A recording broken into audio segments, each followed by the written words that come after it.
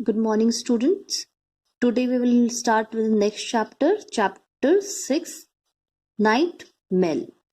This is written by poet W. H. Auden. The full form of W. H. is Winston Hodge Auden.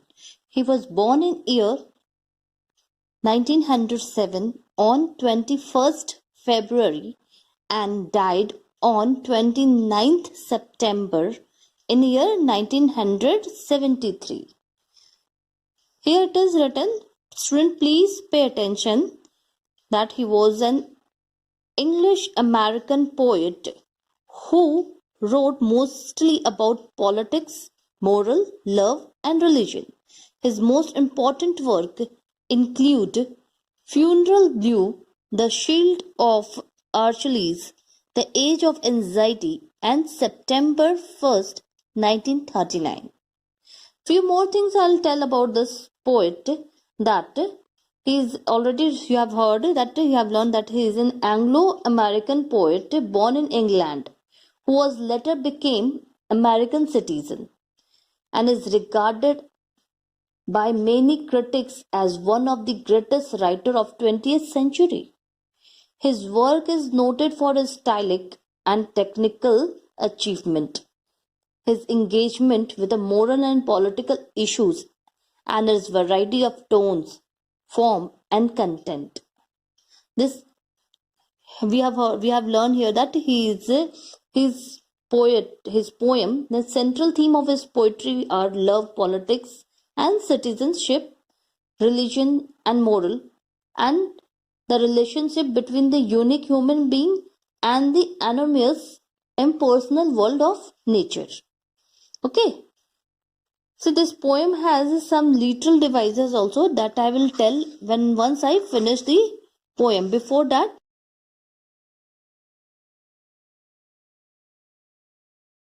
see now, pay attention. This poem was written as a commentary for the part of a documentary by the same name about a London, Midland and Scottish mail train from London to Scotland.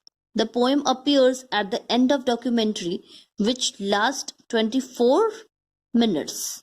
Okay, now I'll make you understand this. See, this poem has been divided into 4 parts. First, second, third, and here the fourth one. Okay, today we will complete the first part. So student, please pay attention. This is the night mail crossing the border, bringing the check and the postal order. Letter for the rich, letter for the poor, the shop at the corner, the girl next door. Pulling up Bitok, the steady climb, the gradients against her, but she's on time. Past cotton grass and moorland boulders, shoveling white stem over her shoulder, snorting noisily as she passes. Silent miles of wind bend grasses. Birds turn their head as she approaches, stare from the bushes at her blank-faced coaches. Sheepdogs cannot turn her course. They slumber on with paw across. In the farm she passes, no one wakes, but a jug in a bedroom gently shakes. Okay. Before starting the poem, now I'll tell you the summary of the first stanza. This poem has been divided into 4 parts. So today we will deal only the first part. See, in the first part, the train brings the variety of letters to the variety of people. Here, the train brings a variety of different kind of letters. This is a night mail only. The purpose of the train is to bring mail, and mail of different type, like business mail, love letters, then check, parcels. Okay. So, and it doesn't discriminate between rich and poor. The mail is open to all.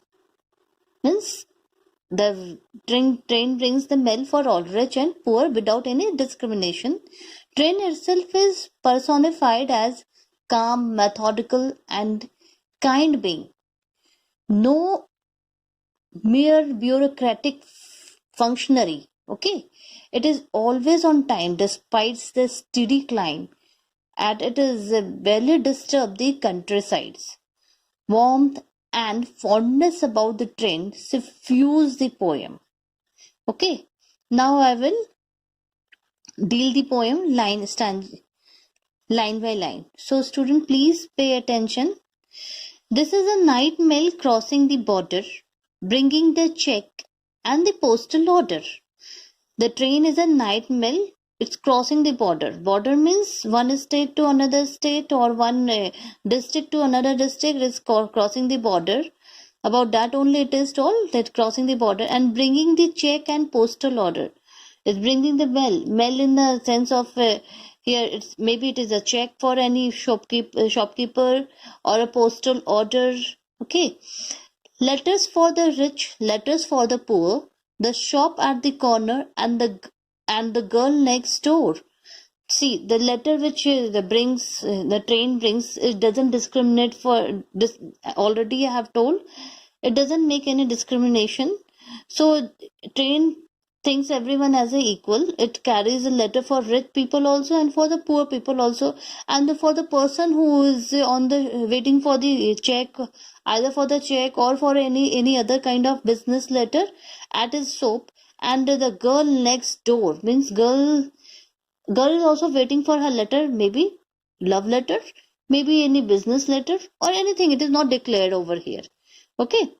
Pulling up the buttock, a steady climb, the gradient against her, but she's on time. See, or I have told you that this train has been personified.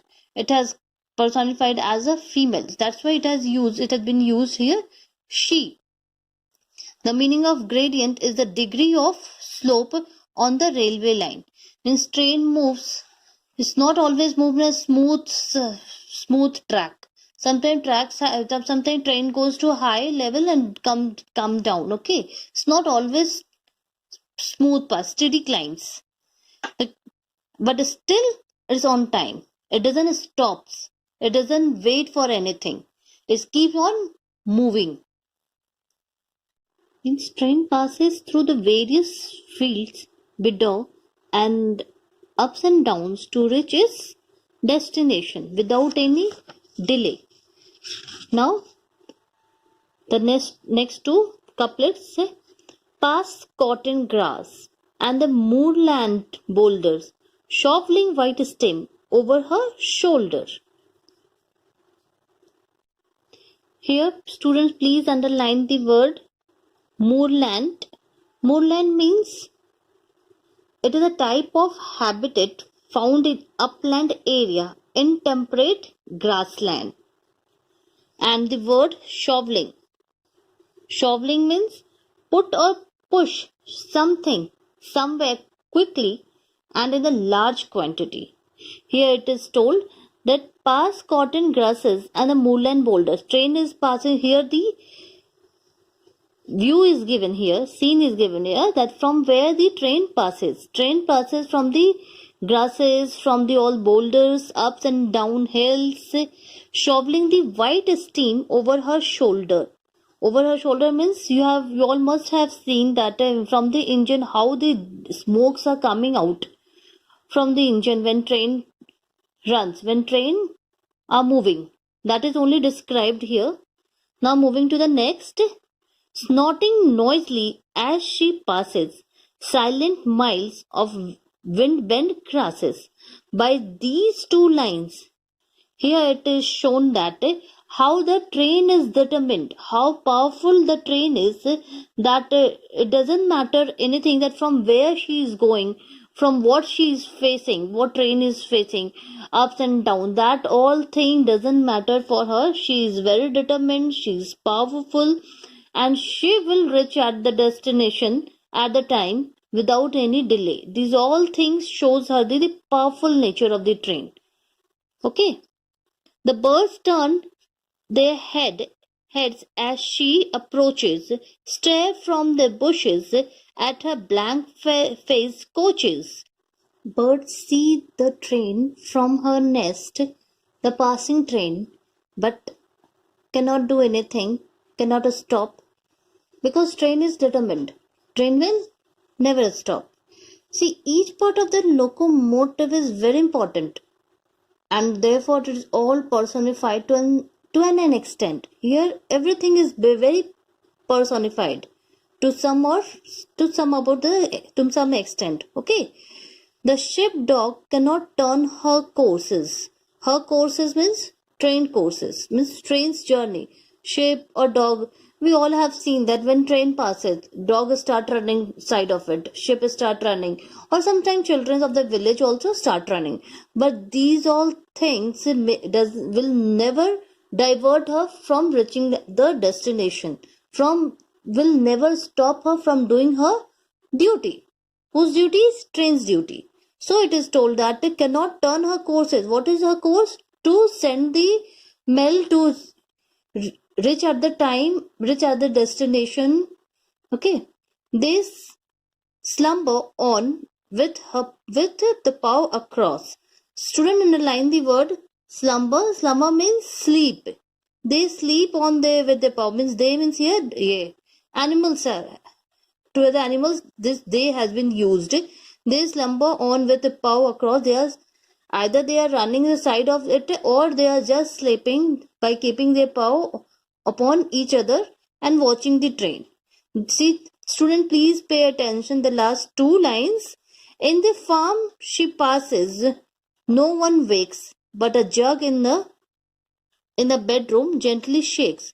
Like a train has to move from the village, from the city, from the different area.